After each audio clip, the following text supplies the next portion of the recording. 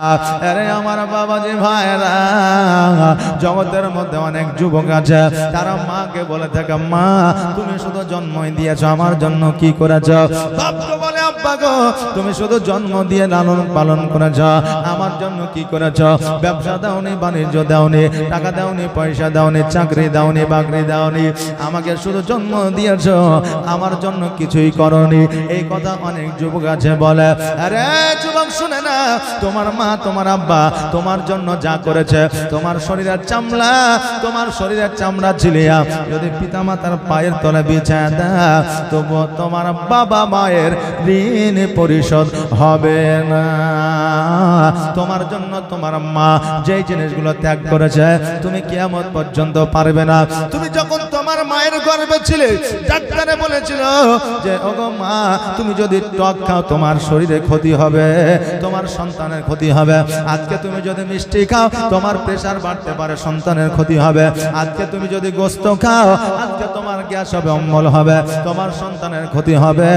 আমার মা আপনার মা আমাদেরকে গর্ভে নিয়ে নিজের পছন্দের খাবারগুলো ত্যাগ করেছে শুধুমাত্র সন্তানের ভালোর জন্য। শেষ বয়সে যখন মনটা খারাপ, গোশত মাছ আর আপনার মিষ্টি খাওয়ার জন্য, শেষ বয়সে মায়ের সুগার হয়ে গেছে, এইগুলো খাইতে পারে না। যখন মন চেয়েছিল সন্তানের জন্য খাইতে পারেনি, এখন মন চায় সুগারের জন্য খাইতে পারে না। যেই মা তোমার জন্য নিজের নাফকে কষ্ট দিয়া সবকিছু ত্যাগ করে দিয়েছে, ওই মাকে কেমন করে বলো তুমি আমার জন্য কিছুই করো না? আরে বাবা, যেই তোমার আব্বা একদিন কর্ম করলে, একদিন মাঠে খাটলে, 7 দিন ধরে বাড়িতে বসে খাইতো, ওই বাপে তোমার পোশাক কিনে দেওয়ার জন্য, স্কুলের বই কিনে দেওয়ার জন্য, আজকে খাতা কলম কিনে দেওয়ার জন্য, বাজারের মিষ্টি খাওয়ার জন্য, আজকে আপেল খাওয়ার জন্য, কত কিছু তোমার শখ পূরণ করার জন্য সারাদিন মাথার ঘাম পায়ে ফেলিয়া বাপ নিজে কষ্ট করে উপার্জন করে টাকা নিয়ে এসে তোমার শখ পূরণ করেছে। আজকে চপ্পলের দরকার, চপ্পল না কিনিয়া তোমাকে পোশাক কিনে দিয়েছে। আজকে পোশাকের দরকার, বাপে পোশাক না কিনিয়া তোমাকে চপ্পল কিনে দিয়েছে। আজকে ওই বাপকে কেমন করে তুমি বলো আমার জন্য তুমি কিছুই করো না? আমি একটা কথা বললাম রে বাবা, তোমার আব্বা তোমার মা তোমাকে জগতের আলো দেখিয়েছে, তোমার বাপ মা তোমার জন্য কিছু করতে পারুক আর না পারুক, আজকে তোমার দ্বারা তোমার বাপ মা যেন সম্মানে সুসম্মানে সম্মানিত হয়, তোমার বাপ মা যেন আঘাত না পায়। যদি কিঞ্চিত পরিমাণ আঘাত পেয়ে যায়, তুমি একবার কেন 10 বার হজ করলেও তোমার হজ আল্লাহর দরবারে কবুল হবে না। তবে বাবাজি ভাইরা, এখন কিছু মা বাপও আছে যারা নিজের সন্তানকে নিজের মতো করে ভালোবাসেন। বলবে এটা বলবে আবার কেমন কথা? একটা বাপের 4টে বেটা, একটা মায়ের 4টে বেটা, দেখবেন যেই বেটা বেশি রোজগার করে তার সন্তানকে নিয়ে আহারে উহুরে করে, আর যেই বেটা একটু কম রোজগার করে তার সন্তানকে একটা চকলেটও কিনে দেয় না। তবে বাবা সবাই না, দেখবেন যেই বেটা ভালো আছে সেই বেটার দিকে গড়ে যায়, যেই বেটা একটু উপার্জন কম করে তার দিকে চোখটা তুলে দেখতে পারে না। এক বেটাকে 4 বিঘা জমি দেয়, অপর বেটাকে 1 বিঘাও দেয় না। এরকম আছে না নাই? জি আছে। বাবারে, সন্তানের যেমন হক আছে পিতা মাতাকে কষ্ট দেবে না, মায়েরও হক আছে যে সন্তানকে হক আদায় করবে, হক মারবে না। সন্তান পৃথিবীতে জন্ম দিলে শুধু হয় না, সন্তানেরও কিছু হক আছে, যে হকটা পিতামাতাকে আদায় করতে হয়। যে হকটা পিতামাতা যদি সন্তানের আদায় না করে, কাল কিয়ামতের দিন ওই বাপ মাও জান্নাতি হতে পারবে না। এই জন্য এটা নয়, পৃথিবীর মধ্যে তোমার বাপ মা যদি সন্তানের জন্য কিছু অন্যায় করে, ওই সন্তান কিয়ামত পর্যন্ত পিতামাতার বিচার করতে পারবে না। ওই পিতামাতার বিচার একমাত্র আল্লাহ করবে।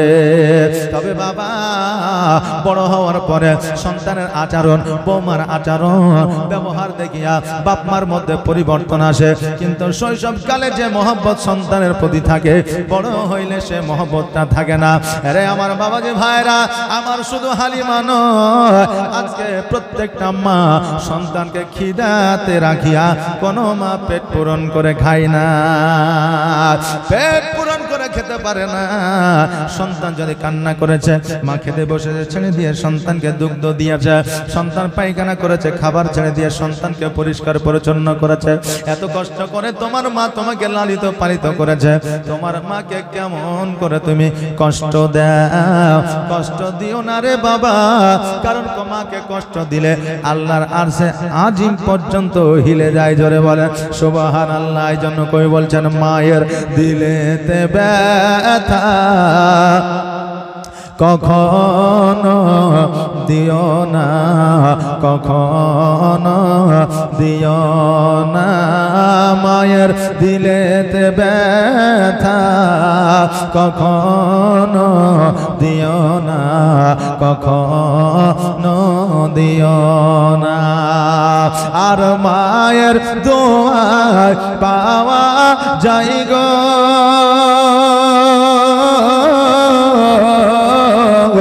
আর মায়ের দোয়ায় পাওয়া যায় গো জান্নাতের ঠিকানা। মায়ের দিলেতে ব্যথা কখনো দিও না, কখনো দিও না, মায়ের দিলেতে ব্যথা কখনো দিও না, কখনো দিও না। দেখো দুঃখে দুঃখী নীরবে আর ছেলের খুশির তরে মা মরতে রাজি হবে। জোরে বলেন সুবহানাল্লাহ। সুবহানাল্লাহ। যদি বাপ মাকে খেতেও না দেয়, সন্তান যদি ভালো থাকে, উপার্জন যদি করে, দেখবেন ওই সন্তান ওই পিতামা গর্বের সহিত বলে ওটা আমার বেটা, বলে কি বলে না, ওটা আমার বেটা গর্বের সহিত বলে। কারণ বাপ মা খাওয়ার আশায় সন্তানের দিকে তাকায় না, শুধুমাত্র বৃদ্ধ অবস্থায় সন্তান যেন খুঁটি হয়ে দাঁড়ায়, এই জন্য সন্তানদের সঠিকভাবে লালন পালন করে বড় করে তোলে। জোরে বলেন সুবহানাল্লাহ। পৃথিবীর মধ্যে দেখেছেন কারো কোনো মানুষের কিডনি বাদ হয়ে যায়, হয় না বাবা? কিডনি বাদ হয়ে যায়, স্ত্রীকে বলেছে কিডনি দাও, স্ত্রী দেয় নাই, সন্তান বলেছে কিডনি দাও, দেয় নাই। আমার জীবন গোটাই পড়ে আছে, কিডনি দিলে আমি তো দুর্বল। সন্তানও দেয় নাই, বোন দেয় নাই, ভাই দেয় নাই, কেউ কিন্তু দেয় নাই। শেষ অবস্থায় পৃথিবীর মধ্যে যদি লক্ষ্য করে দেখে, নিজের মা সন্তানকে বাঁচানোর জন্য কিডনি দিয়েছে, বলে বেটা তুইও বাঁচ আমিও বাঁচি। জোরে বলেন সুবহানাল্লাহ। পৃথিবীর দিকে লক্ষ্য করে দেখেন অনেক আবল মা সন্তানকে বাঁচানোর জন্য নিজের কিডনি দিয়েছে। এইরকম মা পৃথিবী বিক্রি করলেও পাওয়া যাবে না। মা এমন একটা আল্লাহর তরফ থেকে নিয়ামত, সব কিছু কিনে পাওয়া যাবে। এখন যদি বলেন হরিণের গোশত খাবো, কিনে পাওয়া যাবে। এখন যদি বলেন আমি বাঘের দুগ্ধ নিব, কিনে পাওয়া যাবে। কিন্তু মা এমন একটা অমূল্য রতন, আসমান জমিন পৃথিবী সব বিক্রি করে দিলে মা কিনে পাওয়া যাবে না। এই জন্য মা যতদিন জগতের মধ্যে আছে মায়ের সেবা করুন, মায়ের খিদমত করুন, মাকে ভালোবাসুন। মা যদিও তোমাকে ভালো না বাসে, আজকে তুমি মায়ের মন এমন ভাবে জয় করো জানো মা তোমাকে ভালোবাসে। কারণ জান্নাতের ঠিকানায় একটাই রাস্তা, যেটা হলো মায়ের পায়ের তল। জোরে বলেন সুবহানাল্লাহ।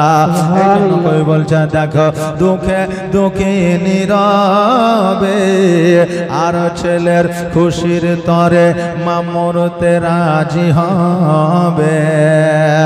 আর জীবন দিলেও শোধ হবে না,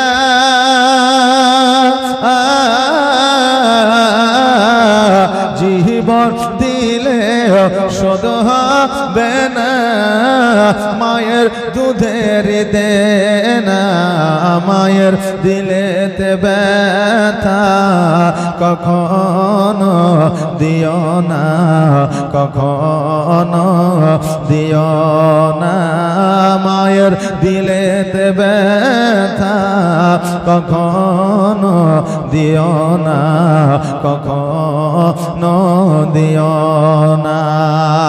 আর মায়ের দোয়া পাওয়া যায় গো, মায়ের দোয়া পাওয়া যায় গো জান্নাত জান্নাতের ঠিকানা, মায়ের দিলেতে ব্যথা কখনো দিও না, কখনো দিও না। আর আমিনা বলে হালিমা আজকে তোমার বাড়িতে তোমার সন্তান অনাহারে আছে, আজকে তোমার স্বামী অনাহারে আছে, আজকে তুমি অনাহারে আছে, আমাকে কেন বলো না? আমিনা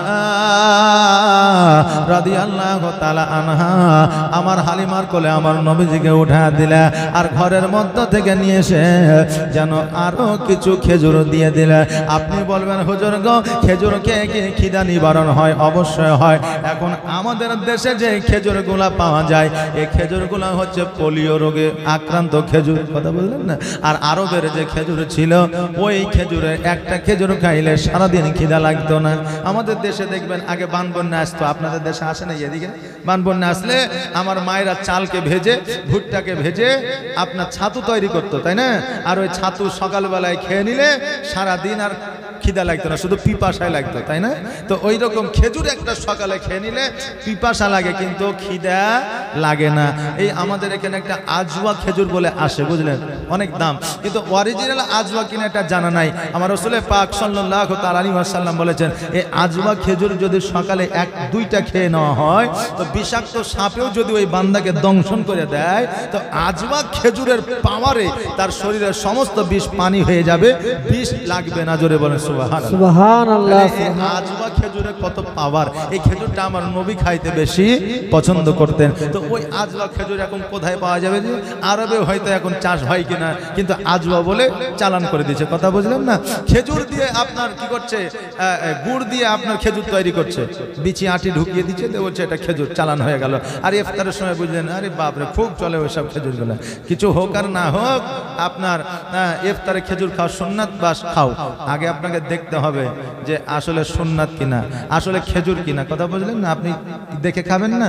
হ্যাঁ, একজন মাওলানা ওয়াজ করেছিল, শৈশবকালে যদি কারো সন্তান মারা যায়, তাহলে ওই সন্তানই তাকে জান্নাতে নিয়ে যাবে। 1 বছর পরে আবার এসেছে ওই গ্রামে জালসা করতে। এখন ওই যে ওয়াজ করেছে, ওই ওয়াজের ভিত্তিতে একজন মহিলা হিসেবে যে হুজুর, আমার 3টা সন্তান শৈশবকালে মারা গেছে, তা আমাকে কি আমার সন্তানেরা জান্নাতে নিয়ে যাবে? বলে হ্যাঁ, অবশ্যই নিয়ে যাবে। তো 1 বছরে যদি 3টা সন্তান মারা যায়, তো কৌতূহল জাগে না যে কি করে মারা গেল, জিজ্ঞাসা করে। তো মৌলভী সাহেব বললো যে কি করে মারা গেল? তো ওই যে শৈশবকালে যেই দিন জন্ম দিয়েছি সেই দিনই গলা টিপে আমি তাকে মেরে দিয়েছি, যাতে কিয়ামতে জান্নাতে নিয়ে যায়। তোবা মৌলভী সাহেব বলছে এই করে জান্নাত পাওয়া যাবে? এটা তো হত্যা হয়ে গেল, আর হত্যা করা মহাপাপ। যদি আল্লাহ না রাখে, শৈশবকালে যদি মারা যায়, তবে তোমাকে জান্নাতে নিয়ে যাবে। তো জেনে শুনে যদি ভুল করি, তো নবীর সুন্নাত আদায় হবে? হবে না। আমাদের দেখতে হবে, আমাদের দেখে শুনে খেতে হবে। এখন আমরা যদি দেখে শুনে না খেয়ে বলে যে সুন্নাত আদায় করছি, তাহলে কিন্তু হবে না। এখন আপনার কি বলে, নিজের স্ত্রীর সঙ্গে একই ল্যাপের তলে, অর্থাৎ একই কম্বলের তলে শোয়া হলো রাসূলুল্লাহ সুন্নাত। স্ত্রীর কোলে মাথা দিয়ে ঘুমানো হচ্ছে সুন্নাত। এখন কেউ যদি পর স্ত্রীর কোলে মাথা দিয়ে ঘুমায়, তো এটা কি সুন্নাত হবে? হবে না।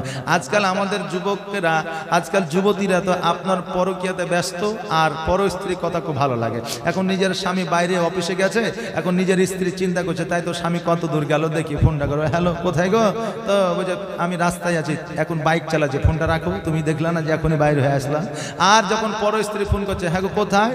তো বলছে বাইক চালাচ্ছি। ও তাহলে রাখছি। বলে না কোনো অসুবিধা নেই, বলো জানো, অসুবিধা নেই। সারা রাস্তা বাইক চালাচ্ছে, কানে আপনার ফোন ধরে নিয়েছে, কথা চলছে। তো এরা মনে করে যে পরের স্ত্রীর সঙ্গে কথা বলে মনে নেকি পাওয়া যায়।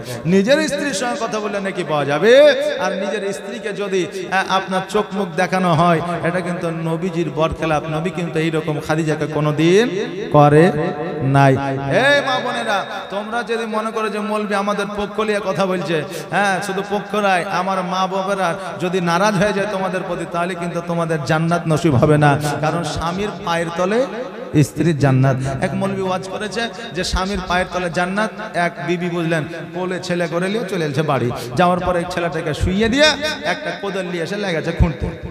এখন স্বামী বলছে, হ্যাঁ রে, পাশে জালসা হয়েছে আর তুই আমার পায়ের তল খুঁড়ছিস, কারণটা কি? তো বলছে তুমি চুপ করে শুয়ে আছো, শুয়ে থাকো, না হলে তোমার খবর আছে। এখন স্বামী দেখছে যে লক্ষ্মী ভাণ্ডারের মালিক তুই, রেশন কার্ডের মালিক তুই, স্বাস্থ্যসাথীর মালিক তুই, আমাদের মুখ্যমন্ত্রী ও মহিলা, তা আমি আর কি বলবো, তোর যা মন যায় তুই তাই কর, যত পাওয়ার তোর হাতে, নাকি বলে তোর যা মন যায় তুই তাই কর। এবার এক মাজা পর্যন্ত খুঁড়ে আছে, খুঁড়ে আইলে গেছে, চুপ করে বসে আছে। এখন স্বামী তো স্ত্রীর কষ্ট সহ্য হয় না। এখন স্বামী বলছে যে হ্যাঁ রে রহিমের মা, বল না কিসের লেগে খুঁড়ছিস? তো বলে মৌলভী সাহেব এক্ষুনি বললে যে স্বামীর পায়ের তলে জান্নাত, তাই আমি সঙ্গে সঙ্গে একবারে তরু তাজা আমি দেখতে চাই যে স্বামীর পায়ের তলে জান্নাত। আমি যতক্ষণ পর্যন্ত জান্নাত না দেখবো খুঁড়া বন্ধ করব না। এখন স্বামী বলছে খেপি কোথাকার, খুঁড়ে কি আর জান্নাত পাওয়া যাবে? আমার হাত পাখানে একটু টিপ তো জান্নাত পাবি। বলছে ওইরকম জান্নাতের দরকার নেই, কষ্ট করে নিজে খুঁড়ে জান্নাত নিবে, কিন্তু স্বামীর সেবা করে নিবে না। কথা বুঝলেন না?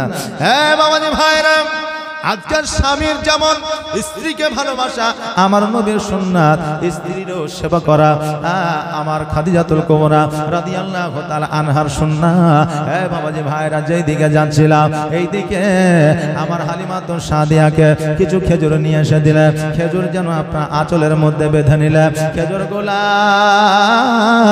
আঁচলের মধ্যে বেঁধে নিয়া আমার নবীজিকে বলে উঠে নিয়া আমিনা রাদিয়াল্লাহু তাআলা আনহার কাছ থেকে যেন বিদায় নিয়া আব্দুল মুত্তালিবের কাছে পৌঁছে গেল। আব্দুল মুত্তালিবকে বলে, ওগো আব্দুল মুত্তালিব, আমিনা আমাকে দয়ার নবীকে উঠায় দিয়েছে, আপনার কোনো আপত্তি আছে কি? বলে আব্দুল মুত্তালিব বলে না না না, আমার কোনো আপত্তি নাই, তবে হালিমা শোনো রে, আমার পোতার আব্বা নাই জগতের মধ্যে, কোনোদিন কোনো সময় যেন আমার পোতা কোনোভাবে আঘাত যেন না পায়। হালিমা বলল আব্দুল মুত্তালিব, আমি যতদিন পর্যন্ত হায়াতে আছি, যতদিন পর্যন্ত বেঁচে আছি, যতক্ষণ আমার জান আছে প্রাণ আছে, ততক্ষণ পর্যন্ত আমি মুহাম্মদকে কোনো কষ্ট দিব না। এই বলিয়া আমার মা হালিমাতুস সাদিয়া রাদিয়াল্লাহু তাআলা আনহা যেন আপনার উটের পৃষ্ঠে চেপে গেল।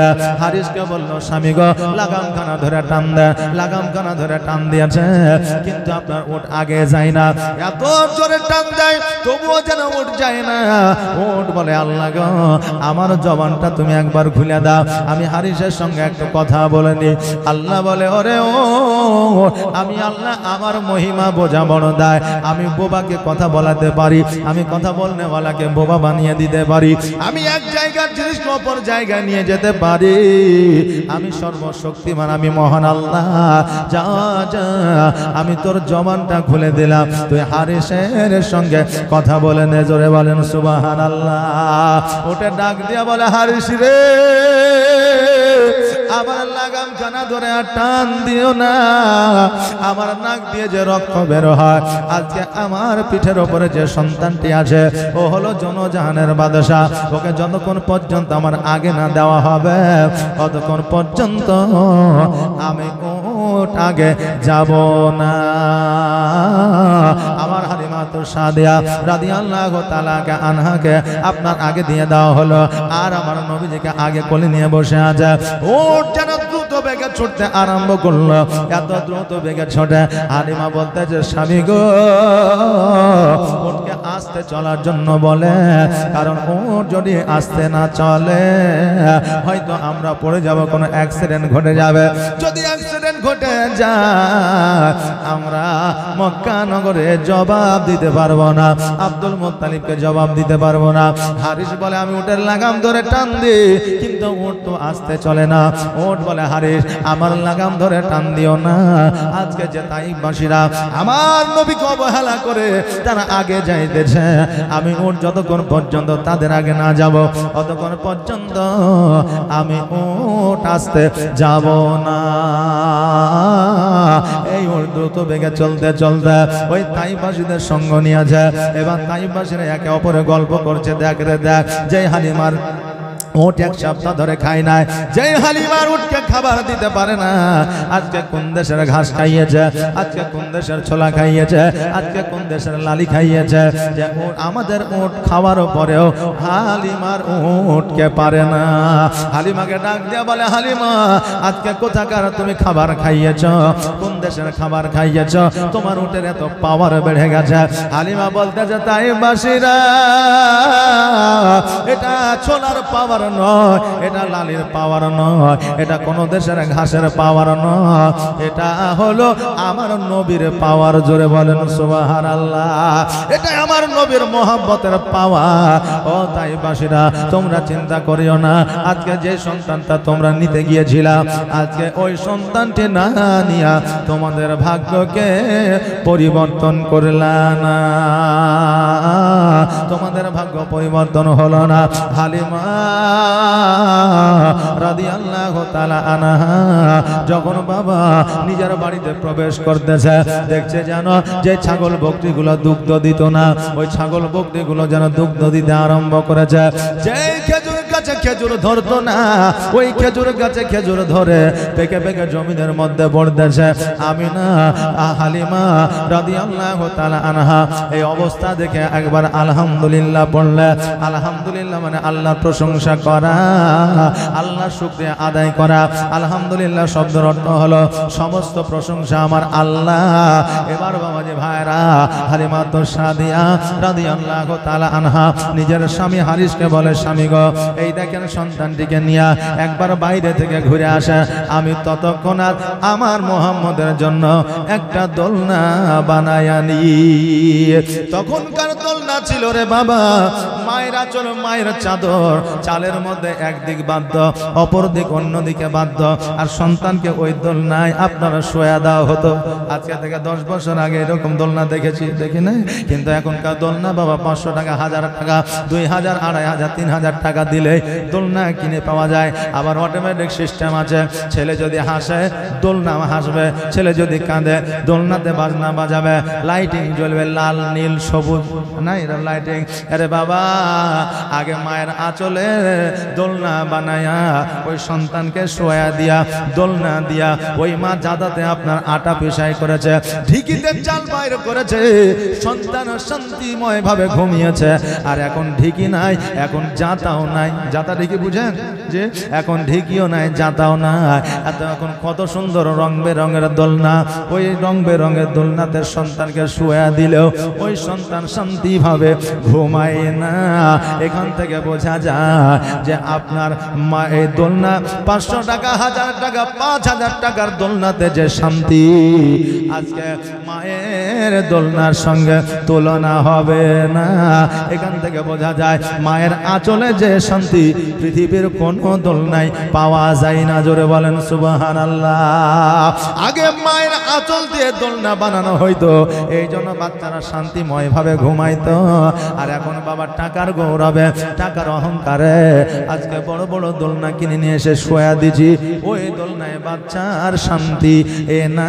আর শান্তি যদি না থাকে ঘুম কেমন করে আসবে?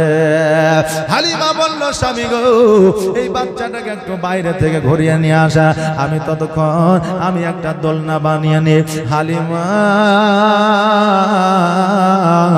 রাদিয়াল্লাহু তাআলা আনহা যেন বাবা একটা দিক বেঁধেছে, অপর দিক বাঁধতে যাবে, এমন অবস্থা হারিস যেন ছুটতে ছুটতে আসিয়া বলতেছে, ও হালিমা, আজকে এই সন্তানটি জগতের সাধারণ সন্তান নয় রে। বলে কেমন করে বুঝলা?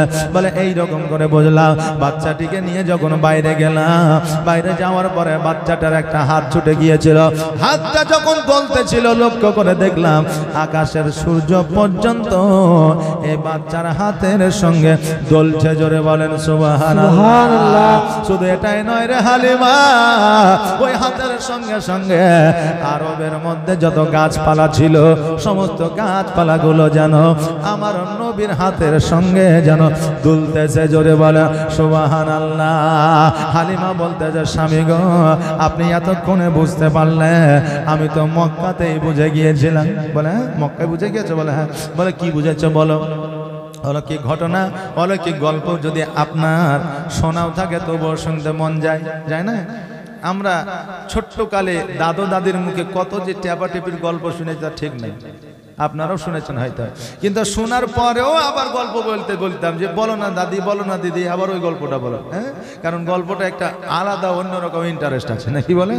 হ্যাঁ, তো দেখবেন অলৌকিক কিছু দৃশ্য, অলৌকিক কিছু কাহিনী যদি কারো জানা থাকে, যদি বলতে বলে বা বলবো যদি বলে, তো তার প্রতি একটা আলাদা আপনার অনুভব তৈরি হয়। তা হারিস বলতেছে তুমি যখন মক্কাতে জেনে গিয়েছো তো কি এমন ঘটনা বলো। তা হালিমা বলতেছে দাঁড়া, দোলনাটা বেঁধেলি তারপরে বলছি। বলে না, আগে বলো কি এমন ঘটনা তুমি দেখেছো আর বুঝেছো, তুমি আগে বলো।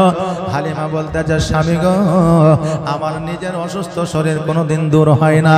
যখন মক্কায় গেলাম আর মক্কায় যাওয়ার পরে আমার মা আমিনা যখন আমার কোলে মোহাম্মদকে উঠায় দিল, যেমনের কোলে উঠায় নিয়েছি, খোদার কসম করে বলি আমার শরীরের সমস্ত অসুস্থতা সেকেন্ডের মধ্যে দূর হয়ে গেছে। জোরে বলেন সুবহানাল্লাহ।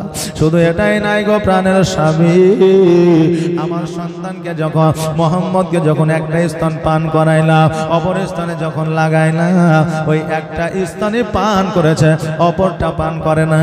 কারণ এই বাচ্চা জানে আমার একজন দুধ ভাই আছে, তার হক আমি মারব না। আর এখন জগতের মধ্যে এক কাঠা জমি ভাইকে ভাই পেলে ভাইকে দিতে চাই না, বোন পেলে বোনকে দিতে চাই না। এইরকম আমরা হকদার হয়ে গেছে।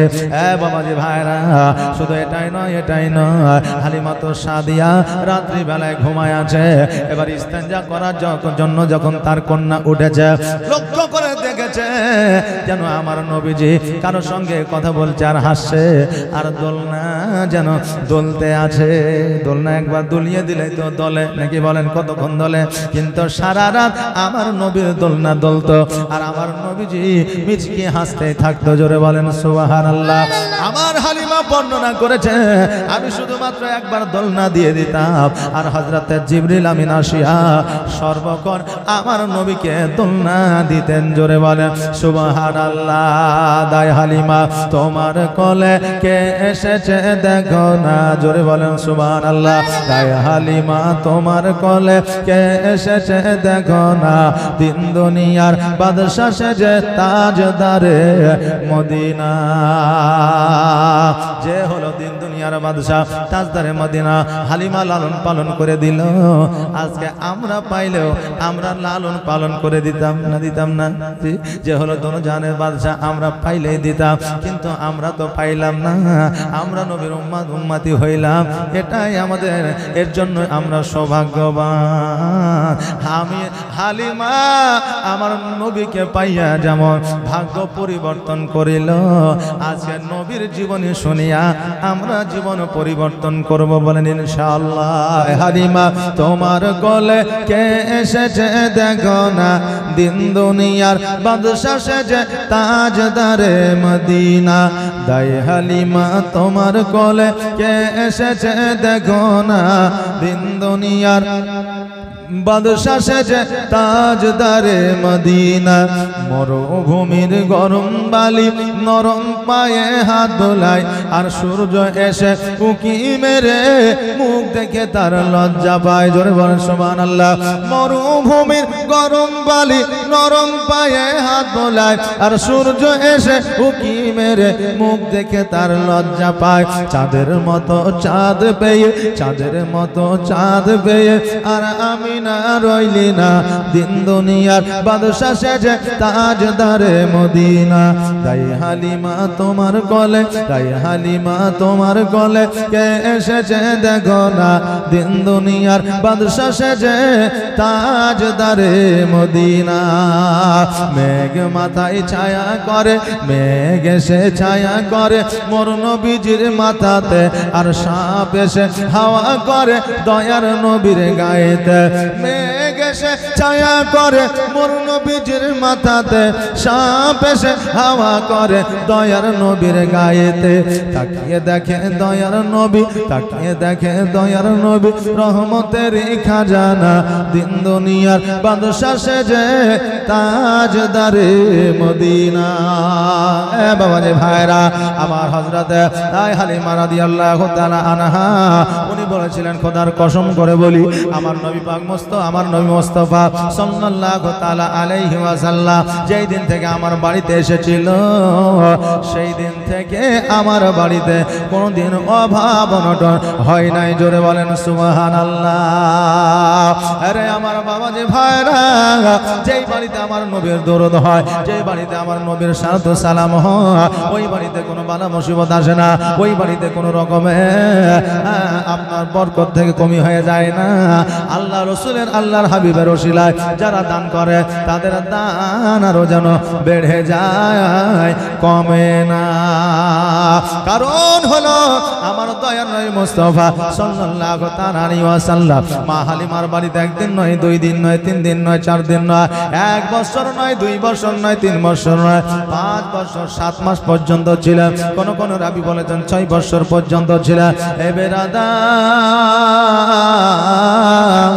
আমার নবী মুস্তাফা কামলা জনাবে মুহাম্মদ রাসূলুল্লাহ সাল্লাল্লাহু তাআলা আলাইহি ওয়াসাল্লাম তাইফের মধ্যে এমন ভাবে চলাফেরা করেছে যে তাইফবাসীরা আমার নবীকে আল আমিন নামে আখ্যায়িত করেছে, যে আল আমিন শব্দের অর্থ হলো সত্যবাদী। জোরে বলেন সুবহানাল্লাহ।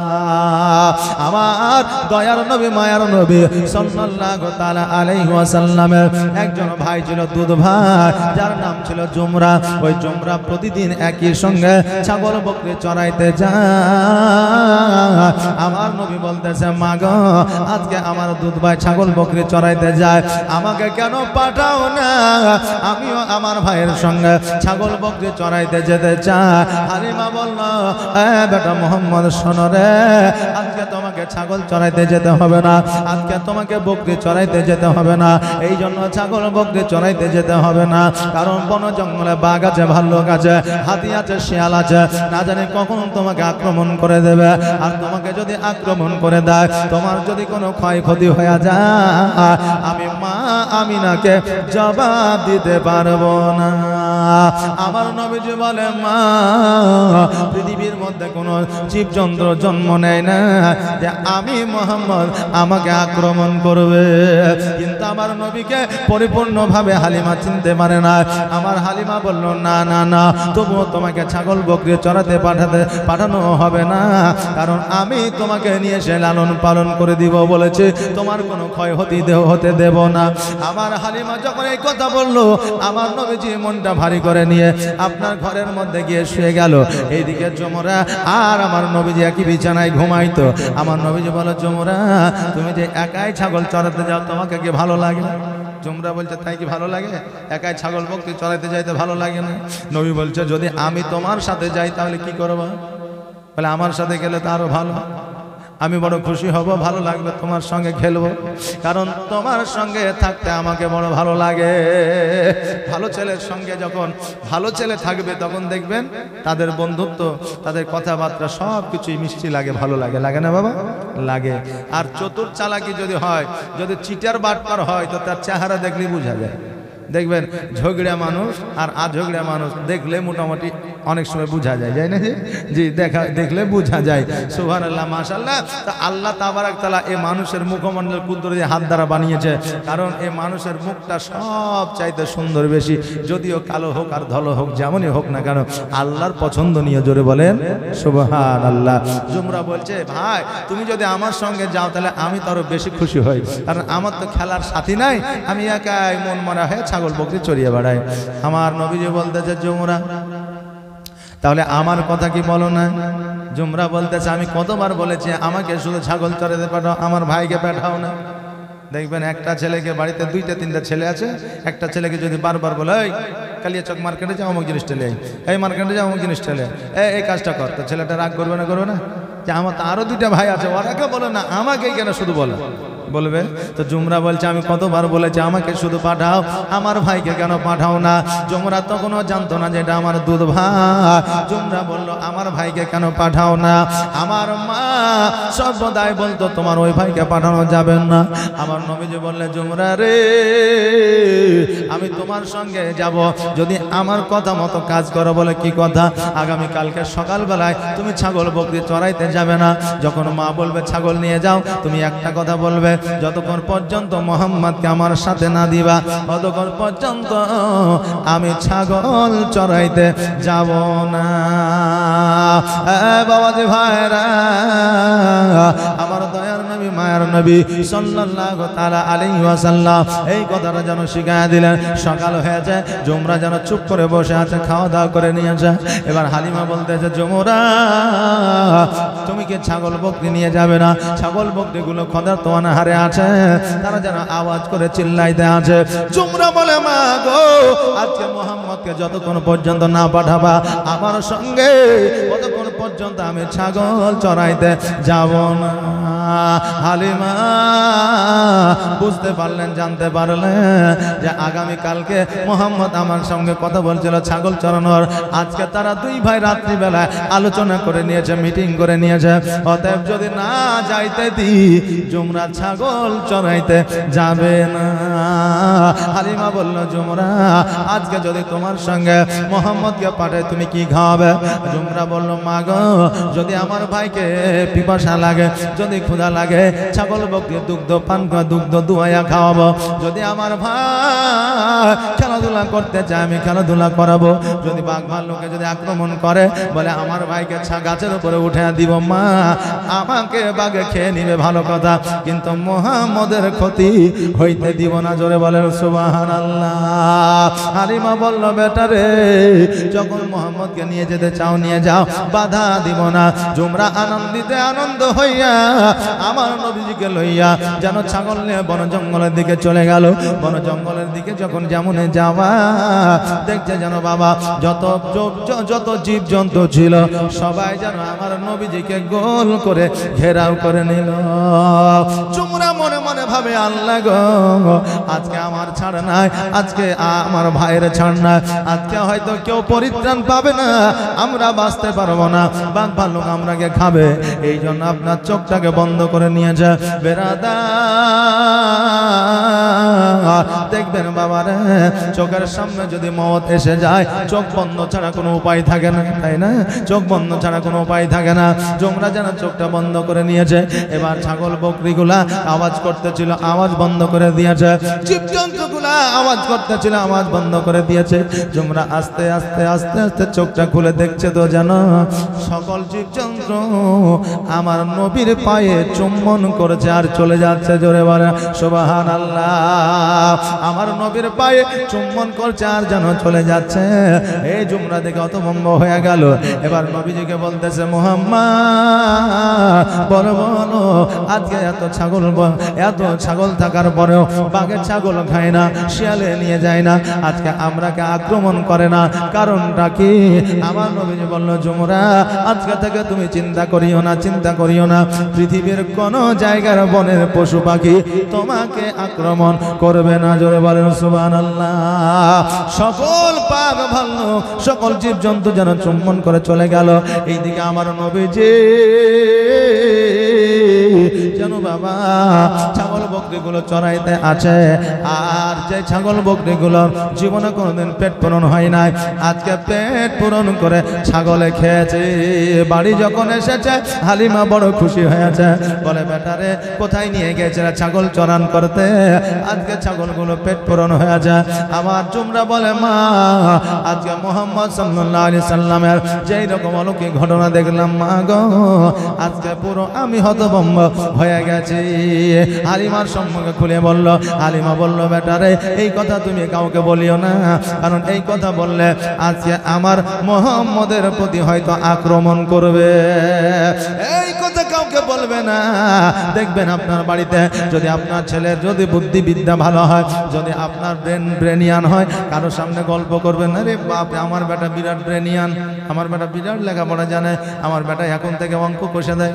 অনেকে গল্প করে কি করে না, এইরকম গল্প করা যাবে না, কারণ আত্ম অহংকার আপনার শেষের একটা লক্ষণ। এরকম গল্প করবেন যদি মানুষের নজরে লেগে যায়, তোমার ছেলের বুদ্ধিবিদ্যা থাকবে না। মানুষের নজর, মানুষের আপনার নজর লাগা আছে না? নাই আছে, লেগে গেলে আর উঠবে না। হ্যাঁ বাবা যে ভাইরা, আমার মায়েরা, আমার জুমরাকে বললো, জুমরা রে এই কথা তুমি কাউকে বলবে না। বলে ঠিক আছে মা। সকল তাইবাসীদের ছাগল বকরির পেট পূরণ হইতো না, কিন্তু আমার হালিমা তো সাদিয়া রাদিয়াল্লাহু তাআলা আনহার ছাগল বকরির পেট পূরণ হয়ে যাইতো। এই জন্য সকল তাইবাসীরা হিংসা করে নবীর পেছনে পেছনে ছাগল বকরি দিয়ে পাঠাইতো। এই আমাদের রাখাল শোন, নবী যেই জায়গায় ছাগল চড়াবে সেই জায়গায় ছাগল চড়াবে, তাহলে আর ছাগলের যেমন পেট পূরণ হয় আমাদেরও হবে। কিন্তু আমার নবীর ছাগল যেগুলো ছিল এক জায়গায় চরণ করলে আবার অটোমেটিক ঘাস বের হয়ে যেত। এটা তাইবাসীদের জন্য প্রযোজ্য ছিল না। জোরে বলেন সুবহানাল্লাহ। আরে বাবা যে আমার নবী যে 2-4 দিন ছাগল চরানে হঠাৎ করে বাইরে গেছে, কেউ কোনোদিন বাইরে যা, আমার নবী যে কোনোদিন বাইরে যায় নাই। দেখবেন কেউ যদি হঠাৎ করে এসিতে ঢুকে, দেখবেন তার নাক সুরসুর করবে, সর্দি লেগে যাবে, মাথা ধরে যাবে, হয় কি হয় না? হয়। আবার দেখবেন আবহাওয়া পরিবর্তন হলে জ্বর হয়। এখন যেমন আবহাওয়া পরিবর্তন হচ্ছে, হাসপাতালে যা দেখবেন শুধু জ্বরের রুগী, কথা বলছেন না? আমি আজকে গিয়েছিলাম, দেখলাম শুধু বলে কি হয়েছে গো, বলে বিরাট জ্বর। আমি বলছি কি হয়েছে গো, বলছে 2 দিন থেকে জ্বর ছাড়ছে না। আর শুধু বুঝলেন ওই ছেলেগুলো রক্ত পরীক্ষা করে, ল্যাবের ছেলেগুলো দৌড়ে বেড়াচ্ছে, শুধু রক্ত টেনে বেড়াচ্ছে যে তার কি হয়েছে, নিউমোনিয়া টাইফয়েড হয়েছে না কি জ্বর হয়েছে, কথা বললেন না? তা আবহাওয়া পরিবর্তন হয়েছে, এই জন্য জ্বর হয়েছে। আবহাওয়া পরিবর্তন হলে জ্বর হয় অনেক মানুষকে। তবে আপনি মনে করবেন যে আবহাওয়া পরিবর্তন হয়েছে তো জ্বর হয়েছে, চুপচাপ বসে থাকবো, বললে হবে না। কারণ এখনকার যুগ জামানা আলাদা, কথা বুঝলেন না? আগে জ্বরে মানুষ মারা যেত না, এখন জ্বরে মানুষ মারা যাচ্ছে। জি যাচ্ছে না, যাচ্ছে না, যাচ্ছে।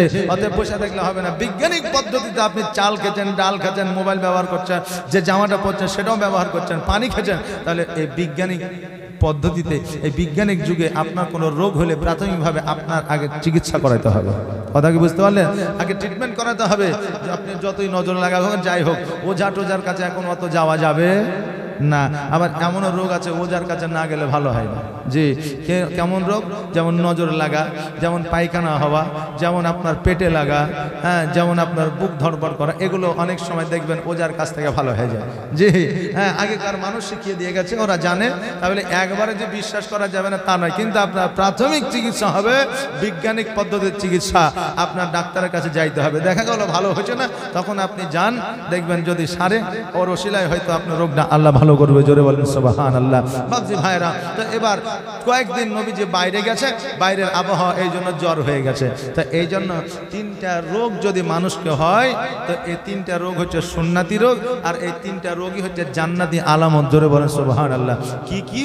1 নম্বর হলো সর্দি লাগা, যাকে দেখবেন ঘন ঘন সর্দি লাগে, এটা হচ্ছে জান্নাতি রোগ। 2য় নম্বর হলো জ্বর হওয়া, দেখবেন ঘন ঘন জ্বর হয়, এটা হচ্ছে জান্নাতি রোগ।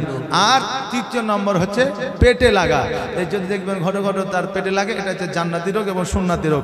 এই রোগটা আমার রাসূল পাক সাল্লাল্লাহু তাআলা আলাইহি সাল্লামের একটু ঘন ঘন হতো, এই জন্য এই রোগটা হচ্ছে সুন্নাতি রোগ। জোরে বলেন সুবহানাল্লাহ।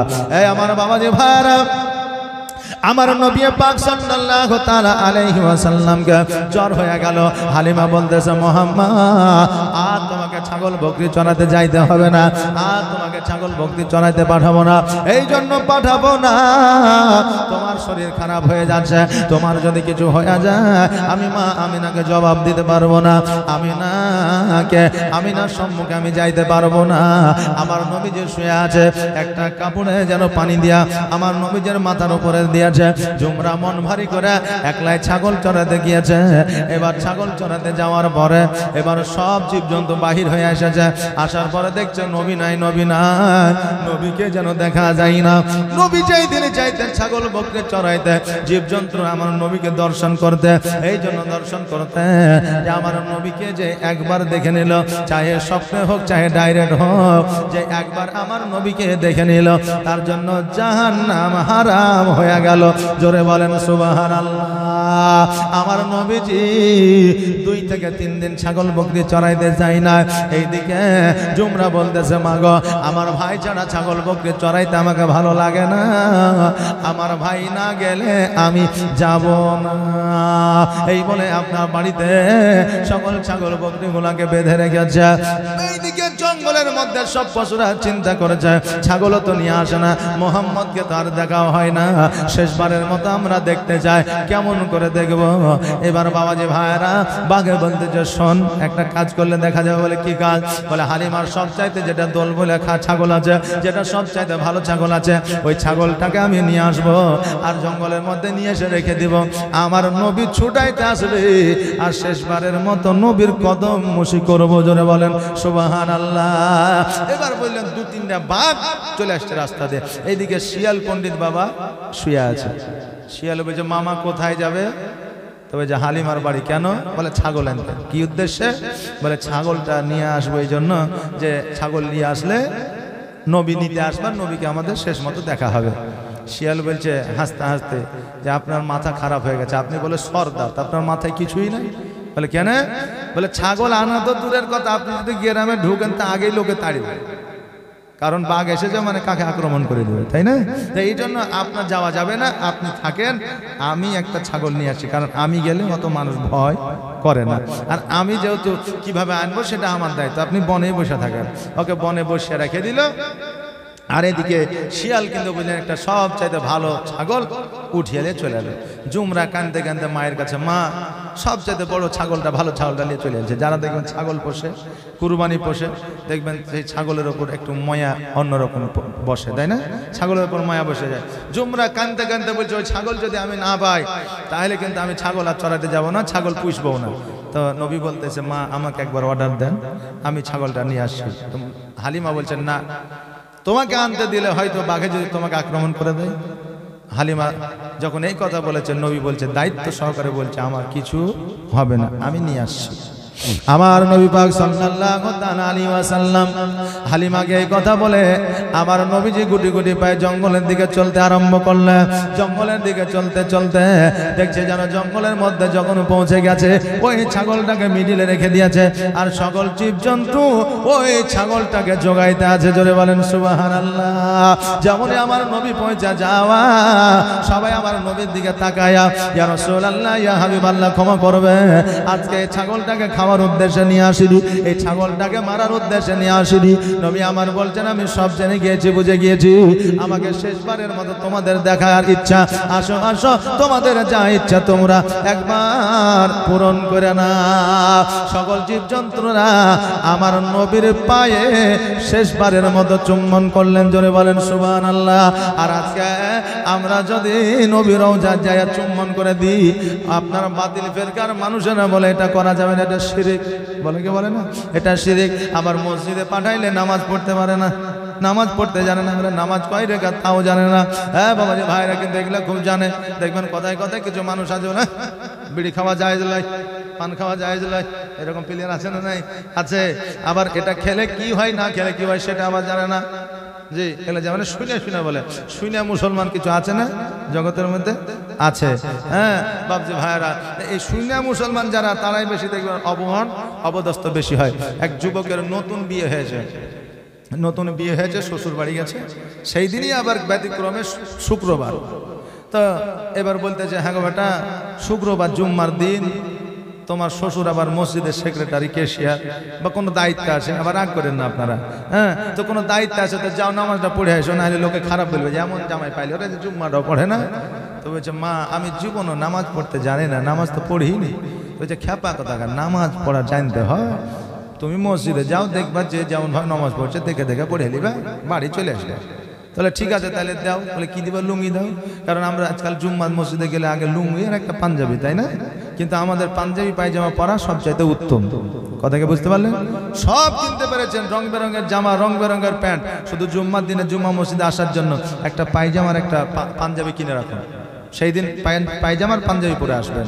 তো এবার একটা লুঙ্গি, তো লুঙ্গি তো আর জামাইকে পুরনো দেওয়া যাবে না, নতুন লুঙ্গি বাহির করে দিয়েছে। লুঙ্গিটা পরে জামাটা গায়ে দিয়ে মসজিদে এসেছে। আসার পরে দেখছে সবাই নামাজ পড়ছে, একমাত্র ইমাম সাহেবই বসে আছে। কারণ ইমাম সাহেব বসে কেন? কারণ ইমাম জুম্মার দিনে আগে আসে, যদি না আসে তো আবার জ্বালা শুরু হয়ে যায়। মৌলবি এমনি অন্যান্য ওয়াক্তে দেরি করে আসে, মাইনে জুম্মার দিনে দেরি করে আসতে। হ্যাঁ, একটু সেগলা আসবে, টাঙ্গিতে পানি আছে কিনা, উজুখানা গেলে ঠিকঠাক আছে কিনা, মসজিদে ধুলোবালি আছে কিনা একটু দেখবে। আরে নিজে না করবে, কাউকে করিয়ে দিবে। তো ইমাম সাহেব ছাগল আসতে পারে না, এরকম কথা অনেক জায়গায় হয়। যদি আপনাদের দিকে না হয় বাবজি ভাইরা, এই কথাটাও ইমামকে বলা যাবে না, কারণ ইমাম হচ্ছে বাদশা। কথা বুঝলেন না? এই সম্মানটা আমি আপনি দিই নাই, এই সম্মানটা আমার দয়ার নবী দিয়েছে। জোরে বলেন সুবহানাল্লাহ। এই জায়গা সবাই পাই না বাবজি ভাইরা। তো ই দেখছে যে এই মৌলভী সাহেব যখন বসে আছে তো ওর পেছনে যাই বসি, কারণ কেউ আগে যে আপনার ফারাক্কা থেকে চলে গেছে আজিমগঞ্জ পর্যন্ত, তো তার সাথ ধরলে তার পাওয়া যাবে না, পাওয়া যাবে?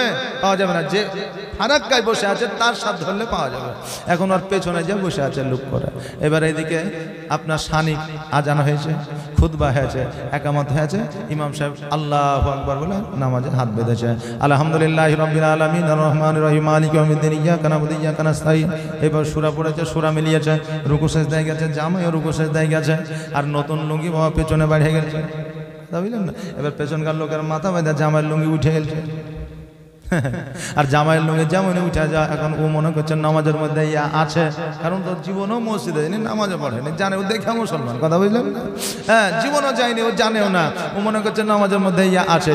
দ্বিতীয় রেখাতে ইমাম সাহেব যখন সূরা ফাতিহা পড়ে সূরা মিলিয়ে রুকু সেজদায় গেছে, ও ইচ্ছাকৃতভাবে প্লেস করে মাথা লুঙ্গিতে, ইমামের লুঙ্গিতে ঢুকিয়ে ইমামের লুঙ্গিকে ছাড়িয়ে দিয়েছে। এখন ইমাম সাহেব লজ্জায় পড়ে যে এই খাপা কথাকার, তো ও ঘুরিয়ে বলছে এই খাপা কথাকার, মানে ও ভাবছে নামাজের মধ্যে এগুলা আছে। কথা কি বুঝলেন না? তো দেখে মুসলমান হইতে যায় না।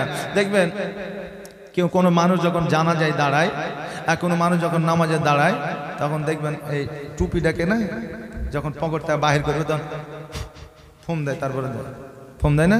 তো ও মনে করে যে ফুম মনে দেওয়া সুন্নাত, নাহলে ফরজ, তাই মনে করে।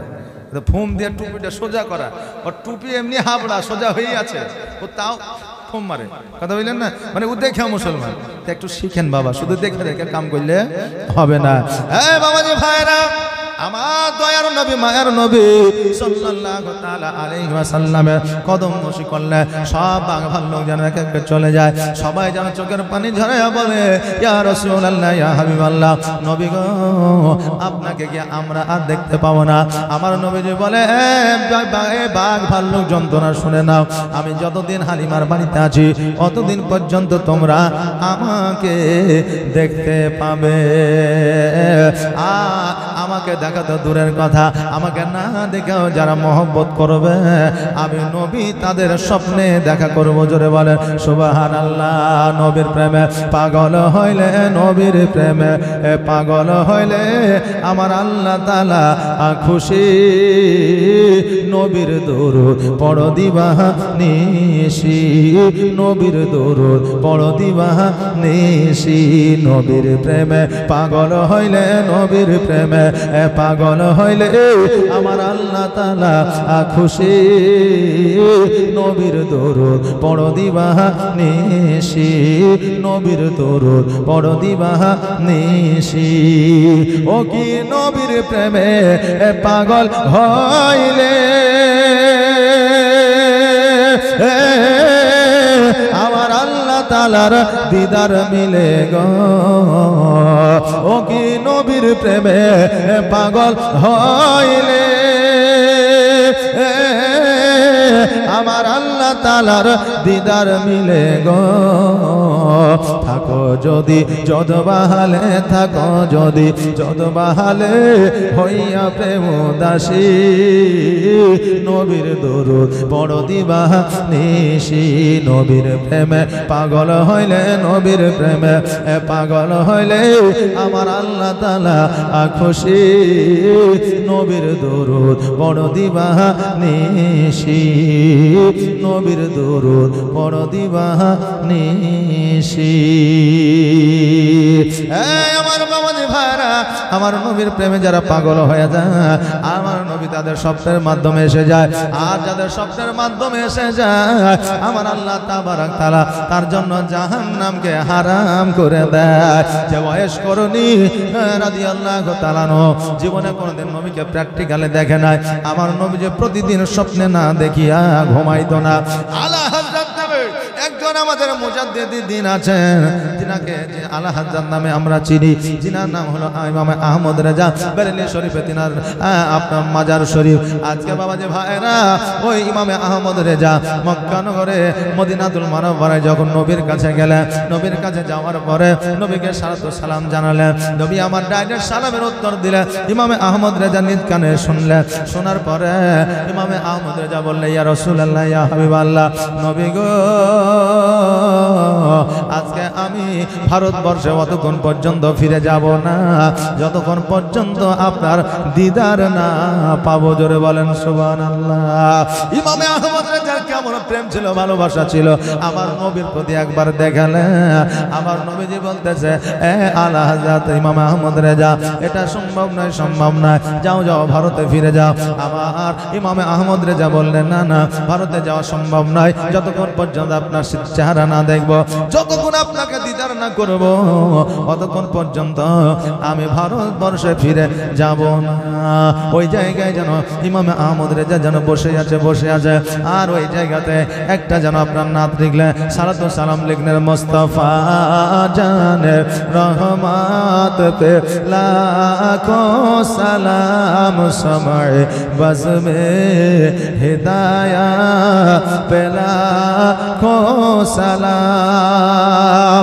এই শায়ের যখন আমার ইমামে আহমদ রেজা লিখলেন, আমার নবীজি খুশি হইলেন, আর আমার নবীজি খুশি হইয়া আমার ইমামে আহমদ রেজার সম্মুখে এসে দর্শন দিলেন। জোরে বলেন সুবহানাল্লাহ। এইরকম নবীর প্রেমিক যদি আমরা হতে পারি, এইরকম নবী পাগল যদি আমরা হতে পারি, আমাদের জীবন ধন্য হয়ে যাবে।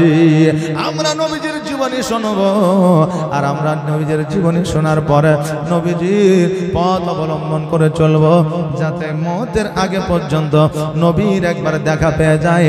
আর নবীর একবার দেখা পেয়ে গেলে আমাদের কবরের আযাব বন্ধ হয়ে যাবে। জোরে বলেন সুবহানাল্লাহ। কবর এমন একটা ভয়াবহ জায়গা, যেই কবরে আপনাকে শোয়া দিবে, আপনি যদি প্রশ্নের উত্তর দিতে না পারে, ডান দিকের মাটি বাম দিকের মাটি চাপ দেবে, আর ডান দিকের মাটি বাম দিকের মাটি চাপ দেয়া আপনার রক্ত মাংস হাড্ডিগুলোকে আটার মতো পিসাই করে দেবে। মস্ত বড় বড় বিষাক্ত সাপ আসবে, আপনার কবলে ছবল মারবে। যেমন তেলে আপনার কোন রকমের বেগনি চপ ছেড়ে দিলে সম্মান করে যেমন কালো হয়ে পুড়ে যায়, তেমনি বাবা আপনার শরীরটা আপনার ঝাঁঝরা হয়ে যাবে, কালো পুড়ে যাবে। আবার পুনরায় আপনাকে জিন্দা করা হবে। এত যন্ত্রণা, এত কষ্ট সহ্য করতে পারবেন না। অতএব নবীকে প্রেম করিয়া সঠিক পথে আসিয়া আপনার জীবনকে পরিবর্তন করে। দেখবেন জগতের মধ্যে মানুষের অন্যায় করবেন, ওই মানুষটা হয়তো ক্ষমা করতে চায় না। হ্যাঁ, তুমি আমার এত বড় ক্ষতি করে দেয় না, তোমাকে জীবনে ক্ষমা করবো না। এমনও ভাই আছে যে নিজের ভাইকে মাটি দিতে যায়নি, এরকম আছে না? না, এলাকায় দেখা যায়। এমন আপনার লোক আছে যে ভাইয়ের ওপর এত রাগ যে নিজের ভাই নিজের মায়ের পেটের মাটি দিতে যায় না। কিন্তু আমার আল্লাহ বলছেন যে বান্দা, তুমি ভুল করেছো, তুমি জেনা করেছো, তুমি পাপ করেছো, আমার কাছে ইস্তেগফার পড়ো, দিল থেকে, অন্তর থেকে, মন থেকে আমি আল্লাহ তোমার জীবনের গুনাহগুলো মাফ করে দিব। জোরে বলেন সুবহানাল্লাহ। তাহলে আল্লাহর চাইতে দয়াশীল আর পৃথিবীতে কেউ আছে? জি, আমাদের জন্য কেউ থাকবে না। আমার আল্লাহ বলছেন পৃথিবীতে সব চাইতে যদি নিঃস্বার্থে একজন কেউ ভালোবাসে, সেটা হচ্ছে মা। নিঃস্বার্থ, যার মধ্যে কোনো স্বার্থ নাই, সে মা আপনাকে ভালোবাসে। আর ওই মায়ের চাইতে ৭০,০০০ গুণ ভালোবাসে আমার আল্লাহ। জোরে বলেন সুবহানাল্লাহ। তাহলে আল্লাহকে জাহান্নামে দিবে বান্দাদের? স্বেচ্ছায় দিবে না। বান্দারাই নিজেই যখন জাহান্নামের রাস্তা খুঁজে নিবে, তখন তারা জাহান্নামে যাবে। আর যারা জান্নাতের রাস্তা খুঁজবে, তারা জান্নাতে যাবে। আজকে আমরা এই জায়গায় যারা বসে আছি, এটা হচ্ছে জান্নাতের বাগান। কথা বুঝলেন না? এটা জান্নাতুল রিদওয়ান। কারণ আমার দয়ার নবী, মায়ের নবী বলেছেন, যেই জায়গায় আল্লাহ এবং আল্লাহ রসুলের গুণগান, গুণকীর্তন, গুণভাজন হয়, ওই জায়গায় আর দুনিয়াবি কোনো জায়গা থাকে না। ওই জায়গাটা জান্নাতুল বাকিতে পরিণত হয়। জোরে বলেন সুবহানাল্লাহ।